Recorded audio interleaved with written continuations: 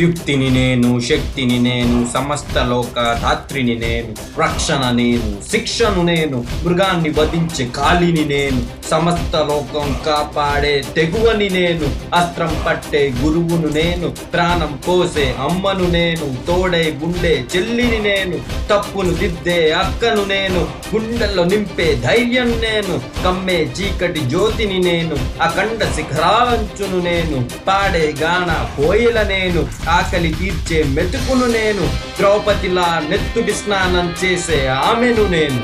6 ఏళ్ల పాపకు మానభంగమా, 10 పిల్లని రేపు చేసి కాల్చేస్తావా?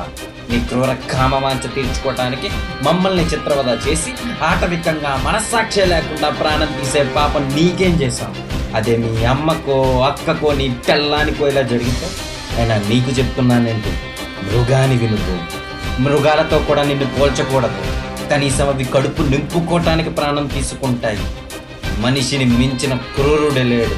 మగజాతికి పట్టిన శాపం నువ్వు.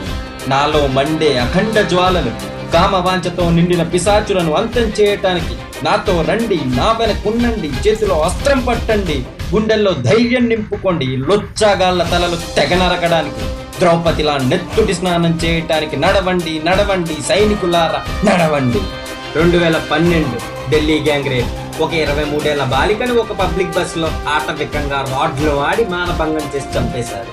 2013 ముంబై గ్యాంగ్ రేప్. ఒక 22 ఏళ్ల ముంబైలో ఇంటర్న్ చేసుకుంటున్న పాపని 5గురు మానభంగం చేసి చంపేశారు. మార్చి 14 రంగహాత్ కేసు. 2015 71 ఏళ్ల అవధూతిని, ఒక ముసలాన్ని గుర్తు తెలియని 6 మనుషులు చొరబడి గ్యాంగ్ రేప్ చేశారు. కతుహా రేప్ కేసు. 17 జనవరి 2018 ఆసిఫా. 8 ఏళ్ల పాపను రేప్ చేసి చంపేశారు జమ్మూ అండ్ కాశ్మీర్లో. ఇంకా కంటికి కనబడినవి ఎన్నో ఉన్నాయి. బాధని మింగుకొని, ఆవేశాన్ని దాచుకొని, ఆత్మవిశ్వాసాన్ని చంపుకుంటున్నాం. ఏమైనా అంటే మేము ఫెమినిస్టులు అంటారు, మగాళ్ళంటే నచ్చరంటారు. సమాజం బాగుంటే మేము కూడా సాటి ప్రాణిలా బ్రతికే వాళ్ళమేమో. మగాళ్ళంటే మాకు ద్వేషం కాదు, మగోడు మా నమ్మకం, మా ధైర్యం. ఎందరో మగజాతి రక్షక సైనికులకు నా జోహార్లు. మగజాతికి పట్టిన పురుగులకు వాళ్ళ రక్తంతో మాకు నెత్తుడి స్నానాలు.